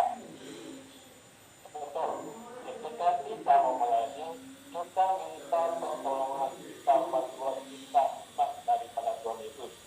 Itu. Soalnya dengan juga bagaimana kita, kalau kita menuju kepada kita harus memberi dulu, kita masalah berbuat hati. Tetapi kita sangat penting juga meminta dulu. Ya. Itu yang jadi pertanyaan kita. Manakah yang harus lebih utama kita lakukan itu? Supaya kedua-duanya itu kita terima. Contoh juga yang kita lihat tadi di kitab Yeremia. Ya. Ketika kita sudah melakukan yang baik, apakah berbalas dengan kejahatan? Kitab Yeremia yang kita bahas tadi itu juga agak memang sedikit sebenarnya. Seolah-olah kitab Yeremia yang jelas Tuhan mengatakan kejahatan saja harus dibalas dengan kebaikan. Baik. Tentunya kebaikan tidak dibalas dengan kebaikan. Ya. Jadi itu saya dari teman-teman. Manakah yang harus kita lakukan? Terima kasih. Baik, terima kasih Pak atas tanggapannya luar biasa. Ya. Jadi hal pengabulan doa itu Matius 7 ayat 7 itu kan tentang hal pengabulan doa. Jadi mintalah maka akan diberikan kepadamu, carilah maka kamu akan mendapat, ketuklah maka pintu akan dibukakan bagimu. Nah, bagi orang beriman jelas kita memulai sesuatu itu dengan doa. Doa itu adalah bagian dari kita ya, memohon penyertaan Tuhan sama seperti Yeremia tadi. Ya kan? Dia meminta. Itu kan berdoa Yeremia itu. Ya. Karena apa? Apa yang disampaikan oleh Yeremia kepada orang banyak, kepada orang itu dibalas dengan tindakan yang luar biasa. Masa bodoh, cuek. Maka Yeremia ya selalu menyandarkan diri. Perhatikanlah aku ya Tuhan. Kata perhatikanlah aku ya Tuhan itu karena segala sesuatu yang disampaikan oleh Yeremia itu adalah kehendak Tuhan. Nah, sama seperti dengan Matius 7 ayat 7 itu kan, mintalah maka kamu akan diberikan. Jadi kalau kita meminta sesuatu kepada Allah, sama seperti beberapa minggu yang lalu juga, ya permintaan. Tidak mungkin, ya kan? Tidak mungkin Bapamu yang di sorga itu mengabulkan sesuatu yang jahat. Yang jahat saja, ya. Jika anak minta roti masa dikasih ular, kan begitu. Kan tak mungkin minta telur dikasih kalajengking atau sebaliknya. Jadi permintaan kita itu kepada Allah itu adalah suatu rahmat dari hasil cinta kasih Allah kepada umatnya. Nah, bagaimana penyertaan Tuhan kepada kita? Penyertaan Tuhan kepada kita senantiasa. Maka kita ini adalah berkat bagi sesama. Tetapi kalau kita tidak mengikuti kehendak Allah, kita adalah kutukan bagi sesama. Sama seperti yang terjadi dengan Yunus minggu lalu kan. Nah, dalam masa prapaskah ini atau masa pertobatan itu diingatkan sekali lagi bahwa ya, permintaan kita kepada Allah itu adalah permintaan untuk kita dikasihi Allah. Tuhan kasihanilah kami, Kristus kasihanilah kami, Tuhan kasihanilah kami. Jadi pernyataan itu adalah menyiratkan bahwa kita hanya menyandarkan diri dari belas kasih Allah. Kehidupan yang diberikan Allah kepada kita adalah kehidupan yang baru ketika kita dibaptis. Kita menjadi berkat bagi sesama. Ya. Jadi bangsa Israel itu adalah bangsa pilihan, harusnya menjadi berkat bagi bangsa-bangsa, bukan menjadi kutukan bagi bangsa-bangsa. Kita tahu Yusuf menjadi berkat bagi bangsa Mesir ketika dia dijual ke Mesir. Tetapi setelah itu, beberapa generasi, ya, beberapa ratus tahun, bangsa Mesir membuang berkat itu karena ada penindasan terhadap bangsa Israel. Ya. Kita ingat waktu itu, bapak orang beriman, Abraham, ketika Sarai ya dikawini oleh raja, dia menjadi kutukan. Raja itu menderita dan dia baru tahu bahwa itu adalah istrinya Abraham. Ya, Sarai atau Sarah. Jadi hati-hati, Pak. Ya, kita menjadi pengikut Kristus itu jangan menjadi kutukan. Mohon maaf misalnya perkawinan. Ya. Yesus sudah menegaskan apa yang dipersatukan Allah tidak boleh diceraikan oleh manusia. Ya kan? Nah, kehendak Allah itu, perkawinan itu monogami, Adam dan Hawa. Tetapi mengapa manusia itu menyalahgunakan? Ya kan? Itu karena hawa nafsu. Ya kan? Nafsu yang ada di dalam diri manusia itu. Ya, Abraham dan Sarah. Kan begitu. Ishak dan Ribka. Ya. Oh, lalu tidak, Pak, Yakub bagaimana? Yakub itu akibat keserakahan dari si Laban. Hawa nafsu Laban. Sebenarnya kan jelas di situ. Yakub dan Rahel sebenarnya. Nah, ini terjadi. Nah, makanya bapak-bapak yang terkasih dalam Yesus Kristus, kalau kita, mohon maaf, kita sudah kawin gereja, terutama dalam gereja Katolik kawin sakramental, ya, kawin, ya, sakramen perkawinan. Lalu kita melakukan hal-hal yang sia-sia, ya kita, walaupun kita kaya materi, tetapi kita tidak akan bahagia dan penuh sukacita. Walaupun misalnya kita perkawinan kita itu hanya dengan keterbatasan materi, tetapi kita hidup bahagia dan sejahtera. Maka menjadi keluarga bahagia dan sejahtera. Oh tidak, Pak, waktu dulu saya memilihnya terpaksa. Mengapa? Dasar perkawinan itu kan cinta. Jadi jangan perkawinan itu dipaksa. Kalau perkawinan itu dipaksa gara-gara mungkin kecelakaan atau dipelet, disantet, diguna-guna atau apapun karena hutang, ya itu akan ya berdasarkan berlandaskan duniawi, hawa nafsu, ya kacau. Cinta itu dasarnya cinta. Nah, jadi Bapak yang terkasih, mengapa Yeremia harus membalas kejahatan dengan kebaikan, dengan mohon rahmat pengampunan, menyandarkan diri kepada Allah? Karena permintaan orang yang suci, kudus di hadapan Allah itu adalah permintaan yang baik. Tidak mungkin kita lalu meminta permintaan yang jahat. Ya. Yesus sudah sampaikan doa orang, ya, doa orang Farisi itu, dia duduk di paling depan, tetapi dia tidak meminta rahmat pengampunan, dia menyombongkan diri. Ya kan, Tuhan, ya, lihatlah saya tidak seperti pemungut cukai itu, saya sudah berbuat baik. Jadi menyombongkan diri di hadapan Tuhan. Ya, doa itu tidak berkenan karena apa? Allah tahu kedalaman hati manusia. Ya, sombong itu sudah dosa, Pak. Kesombongan itu adalah dosa yang ada di dalam diri manusia. Mengapa Adam dan Hawa bisa tertipu oleh iblis? Karena dia memiliki kesombongan. Ya, kesombongan. Makanya dia menyalahkan. Perempuan yang kau beri di sebelah aku itulah yang menyebabkan aku berdosa, kata Adam. Ya kan? Habis itu Hawa bilang, itu ular itu yang menggoda aku, katanya. Habis itu ya ular itu ya iblis, ya memang dia dasarnya memang ingin mau ya menyesatkan manusia, karena dia sudah tidak bisa tinggal lagi di Taman Firdaus. Dia sendiri yang menyebabkan itu. Nah, ini yang terjadi. Sama seperti kalau misalnya pelayanan-pelayanan, kalau udah masalah uang ribut, Pak. Apapun yang terjadi ribut. Mengapa menjadi ribut? Karena uang ini adalah ya sesuatu yang bermata banyak. Bisa dibuat yang baik, bisa dibuat yang jahat. Dan menjadi ribut. Ya. Jadi kalau orang sudah kelimpahan materi, repot. Nanti kalau kekurangan materi, misalnya, mohon maaf, hamba Tuhan pakai sepeda, kasihan. Tapi kalau dia pakai Fortuner pelayanan, wah, lihatlah dia itu. Dari hasil perpuluhan lah, dari derma, kolekte lah, stipendi, wah, mulailah. Lihatlah kita ini umatnya atau jemaatnya jalan kaki, motor butut. Nah, inilah gangguan-gangguan duniawi, gangguan-gangguan iblis, dan gangguan-gangguan hawa nafsu itu sering mengganggu pelayanan kita. Maka kita harus meminta perhatian dari Tuhan. Jadi kita harus meminta terus-menerus dalam pelayanan kita. Jadi pelayanan itu bisa berhasil kalau berdasarkan kehendak Tuhan. Makanya setiap kali pelayanan itu, ya, pertolongan kita dalam nama Tuhan yang menjadikan langit dan bumi. Pertolongan, Pak. Ya. Makanya Yesus berdoa semalam-malaman waktu dia sudah mengajar para murid berkarya. Ya. Dia berdoa semalam-malaman. Oh, kok Yesus harus berdoa kepada Allah? Padahal Yesus adalah Allah. Ya. Dia ingin mencontohkan bahwa pertolongan Allah itulah yang utama. Kehendak Bapa di surga itulah yang utama. Ya. Sama seperti Adam dan Hawa, seharusnya dia mengikuti kehendak Allah yang paling utama.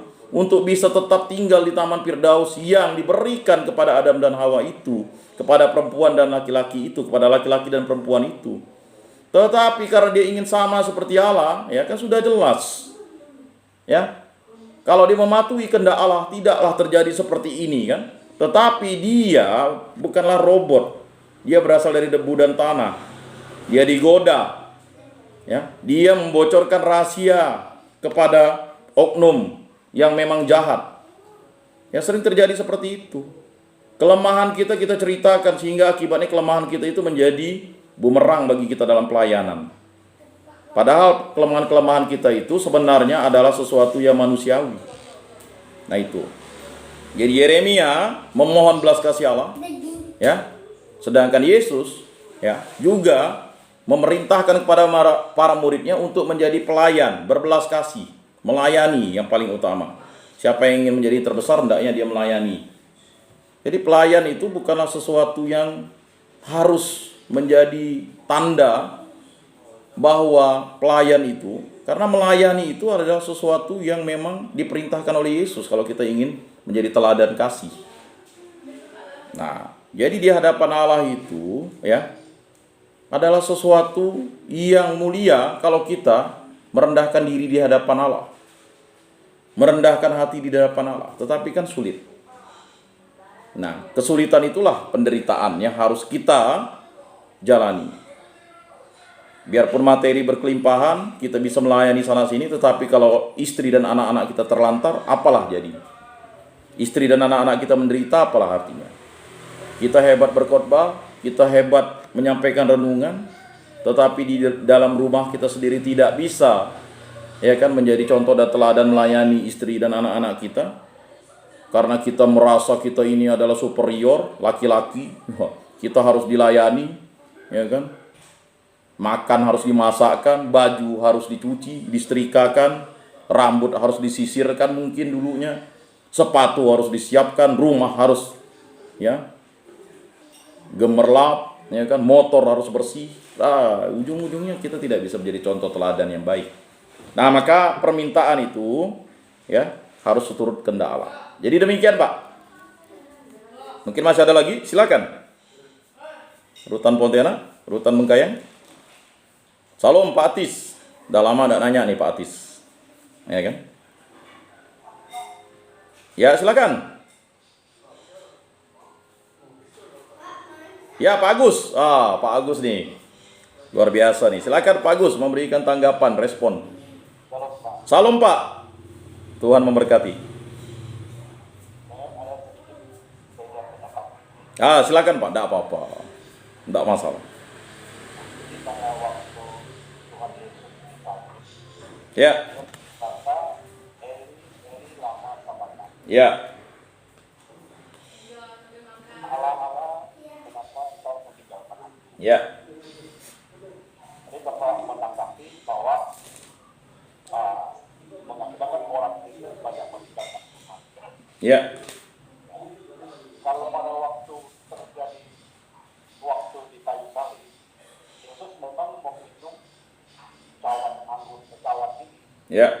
pahit ini, dia harus menderita. Ya. Karena pada waktu dia memberikan semuanya, setiap kesalahan, kesulitan, dosa-dosa dunia, orang-orang manusia, semua Ya. dengan cinta kepada dia. Pada waktu itu, Roh Tuhan, Roh Bapa di surga, tidak bisa menyatu dengan dosa. Ya, kudus tidak bisa menyatu dengan dosa. Jadi dia membiarkan Yesus menanggung. Karena Yesus itu 100% juga manusia, 100% Tuhan. Yesus menanggung. Dan pada waktu itu dosa dengan kekudusan tidak bisa. Ya. Allah sementara waktu meninggalkan. Ya. Itu terjadi lagi.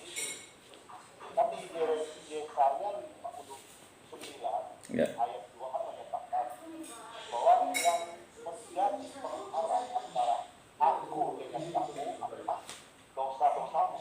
Jadi Tuhan tidak bisa menyatukan dosa. Jadi pada waktu Yesus meneriakkan sama-sama ya Tuhan membiarkan. Tapi ternyata apa yang dilakukan itu Tuhan Yesus kalian itu susah. Kenapa? Karena dia mengatakan selesai, finish. Ya. Jadi itu tanggapan begini. Jadi kalau orang Kristen itu meninggalkan iman, saya berpikir itu tidak ada kaitan dengan ketika orang Kristen meninggalkan Tuhan, besar kemungkinan hidup kedagingannya masing-masing. Jadi mereka lebih cenderung kepada kedagingan. Jadi mereka tidak fokus atau tidak menyerahkan diri kepada karya Tuhan Yesus yang menebus dosa. Jadi selama dia menikmati kedagingan, ya apalagi dia merasa kedagingan lebih enak, belum akan memikirkan bahwa hidup ini bukan hanya di dunia aja, hidup ini yang kekal adalah di surga. Baik. Jadi dunia ini kan sementara, karena dia menikmati yang di dunia ini kan ditinggalkan. Tapi malah ada yang jadi murtad. Terus saya tanggapi juga dengan masalah Yeremia. Yeremia memang dia melakukan pelayanan pada tahun ini. Dia sendiri juga dikucilkan. Malah dia sendiri dikatakan di ayat 18 tadi dia katakan Dia imam, orang bijaksana. tidak bisa menerima. Tapi ada satu hal yang membuat saya tidak mungkin harus tanya kepada Bapak. Doa Yeremia tidak sama dengan doa yang Yesus ajarkan. Yesus mengajarkan kepada muridnya, siapa yang mau jadi raja dan pelayan, berarti harus ada kerendahan, harus ada pengampunan. Tapi Yeremia di ayat 21 dia menyatakan, sebab itu serahkanlah anak-anak mereka kepada kelaparan dan biarkanlah mereka dipancung pedang. Baik. Biarlah istri-istri mereka kehilangan anak dan suami.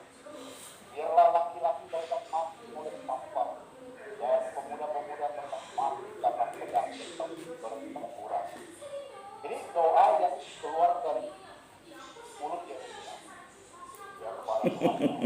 Kalau Tuhan yang menjawab doa itu ya karena memang saya dibaca di Alkitab seperti itu ya. Saya minta sedikit penjelasan dari Bapak. Ya, doa yang dilakukan oleh Yeremia seperti itu. Makasih Pak ya. Baik Pak Agus, luar biasa Pak Agus melihat ini. Ya, memang kita memang harus ya saling mengungkapkan suatu pendapat. Jadi jelas begini Pak. Nah ini Saki. Jadi jelas yang dimaksud dari Eli lama sabaktani di ayat 46 itu adalah sebuah teriakan dalam bahasa Aram, kemalangan yang sungguh, tetapi bukan teriakan putus harap. Ratapan ini diambil dari kitab suci Mazmur 22 ayat 2 dan berupa sebuah doa kepada Allah. Dalam Mazmur doa itu disusul kegembiraan karena yakin tentang pertolongan dari pihak Allah. Nah itu Pak. Jadi ini udah ada jelas ini tafsirnya Pak. Ya, ini ada. Ya, jadi saya tidak mau berspekulasi lagi. Saya langsung baca tafsirnya yang jelas dari kitab suci. Nah, jadi memang mungkin dalam perenungan ilustrasi Eli lama sabaktani ini adalah sebenarnya suatu pernyataan yang luar biasa supaya manusia itu tetap berharap kepada Allah. Nah, itu ada dasar biblisnya itu di Mazmur bab 22 ayat 2. Jadi apa yang disampaikan Yesus itu semuanya adalah firman dan sabda Tuhan yang disampaikan oleh dirinya. Jadi seperti itu. Nah, itu saja untuk yang Bapak sampaikan tadi. Nah, sekarang Yeremia. Kok kayaknya Yeremia itu doanya itu aneh-aneh. Ya, doa Yeremia nih kok seperti doa orang tak beriman ya. Dia bilang doanya kok justru dia membuat yang namanya ini. Nah, ini sebenarnya apa yang disampaikan Yeremia ini harus kita pahami kontekstasinya. Jadi Nabi Yeremia lahir di sekitar tahun 650 sebelum Masehi. Kita lihat latar belakangnya dulu supaya kita memahami cara pandang Yeremia dalam memahami orang Israel yang telah murtad ya. Jadi seperti itu. Jadi Yeremia itu lahir sekitar tahun 650 sebelum Masehi, lebih kurang seabad lebih sedikit sesudah Nabi Yesaya. Yeremia berasal dari sebuah keluarga imam yang berkediaman dekat kota Yerusalem. Kehidupan dan watak Yeremia dikenal secara lebih terperinci daripada kehidupan nabi-nabi lain. Sebab riwayat Yeremia diceritakan dalam beberapa kisah yang ditulis orang lain dan tersebar di seluruh kitabnya. Ya, jadi urutan kitab-kitab tersebut dalam waktu adalah kita bisa lihat di bab 19 ayat 1 sampai 20 ya kan. Kemudian lanjut di situ ada ya panjang lah ya. Ada ayat 6, ayat 26, ayat 36 ya kan, ayat 45, kemudian ya lanjut di situ ayat 28 sampai 29, lalu di situ ada bab 51 ayat 59 sampai 64 ya. Nah, jadi macam-macam lah di situ. Lalu ada pengakuan Yeremia, yaitu bab 11 ya tadi ya ayat 18 sampai dengan bab 12 ayat 6. Kemudian bab 15 ayat 10 sampai 21, bab 17 ayat 4 sampai 18, bab 18 ayat 18 sampai 23 dan bab 20 ayat 7 sampai 18. Berasal dari nabi sendiri. Jadi pengakuan nabi itu bukanlah sebuah autobiografi dalam arti sebenarnya, melainkan lebih-lebih semacam kesaksian yang mengharukan hati mengenai kemelut-kemelut yang diambil nabi. Ya. Jadi pengakuan mengharukan hati mengenai kemelut-kemelut yang dialami nabi. Pengakuan itu dikarang berupa mazmur-mazmur ratapan. Jadi itu ada mazmur-mazmur ratapannya. Lalu Yeremia dipanggil Allah sebagai nabinya pada tahun 626, yaitu pada tahun ke-13 pemerintahan Raja Yosia. Ya.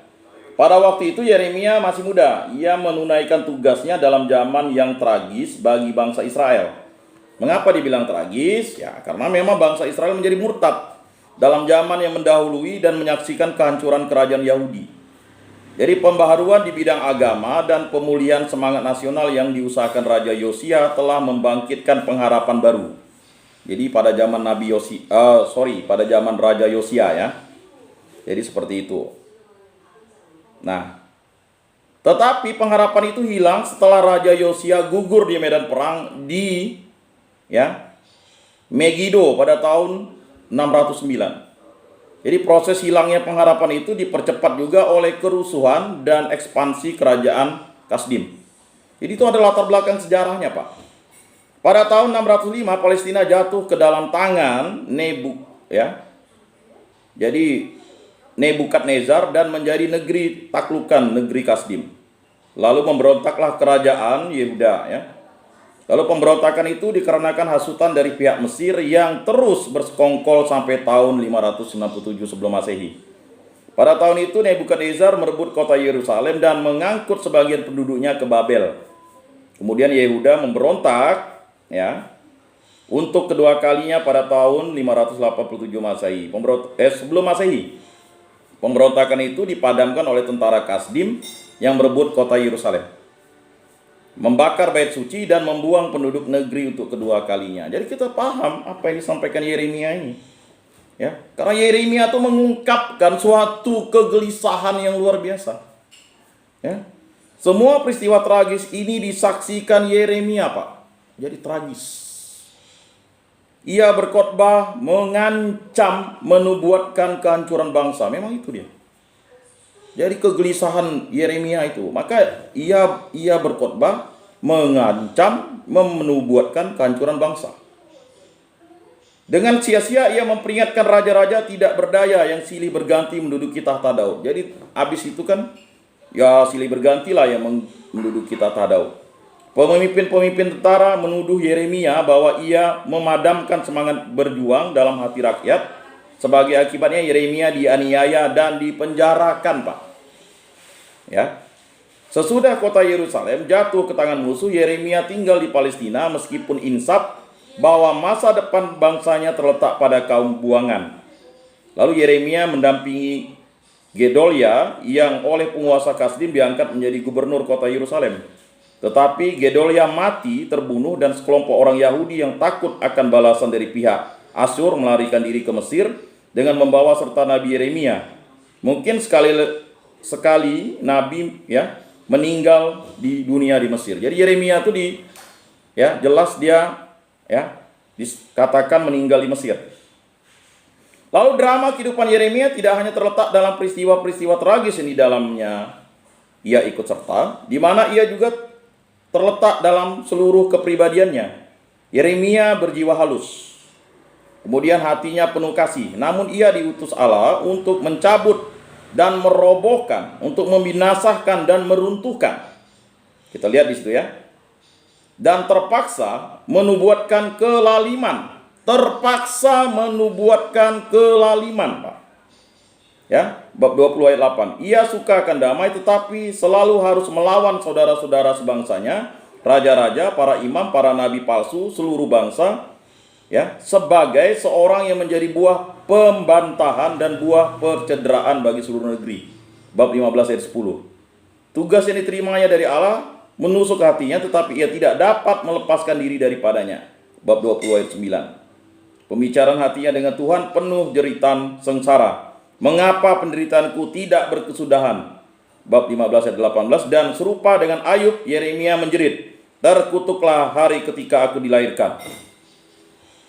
Jadi ini ada kesamaan dengan Ayub, Pak, Yeremia ini, ya. Tetapi penderitaan itu memurnikan hati Yeremia dan membuka jiwanya bagi pergaulan mesra dengan Allah. Nah, kalau kita merasakan Nabi Yeremia berdekatan dengan kita, maka sebabnya justru agama batiniah dalam hati yang dihayati Yeremia sebelum dirumuskannya dalam nubuat mengenai perjanjian yang baru kelak. Ya, bab 31 ayat 31 sampai 34. Berkat penghayatan agama secara pribadi, Yeremia memperkaya ajaran tradisional. Allah menguji batin dan hati, bab 11 ayat 20. Allah membalas setiap orang menurut perbuatannya. Nah, jadi seperti itu, Pak, sendiri. Nah, jadi itu, Pak, menarik sebenarnya Yeremia, ya. Jadi nanti kita bahas lah tentang Nabi Yeremia ini, kalau, ya, karena waktunya terbatas, sudah jam 10.55, ya. Tapi menarik karena Pak Agus ini mengungkapkan kalau kita ingin mendalami kitab suci, kita harus memahami dulu siapa Yeremia itu. Maka tulisan-tulisan Yeremia itu akan menjadi tulisan yang mirip seperti pernyataan Ayub tadi saya sampaikan. Jadi Yeremia ini ya mau tidak mau ya harus seperti itu, Pak. Jadi doa-doanya kok kayaknya doanya kutukan semua, ya kan? Doanya kok kayaknya pesimis ya, ya karena sudah pesimis. Pesimisnya diakibatkan oleh ya kan bangsanya yang sudah terpecah belah, bangsanya yang sudah ya diombang-ambingkan, dan akhirnya dia tahu bahwa kejadian yang menimpa bangsanya adalah disebabkan oleh ulah tegar tengkuknya nenek moyangnya yang mengangkat nabi manusia. Mengangkat raja manusia. Nah itu, tapi dia kan tidak boleh seperti itu. Ya kan? Kita tahu bahwa Samuel itu sudah menyampaikan bahwa ya resiko yang harus dihadapi oleh bangsa Israel ketika mengangkat raja manusia.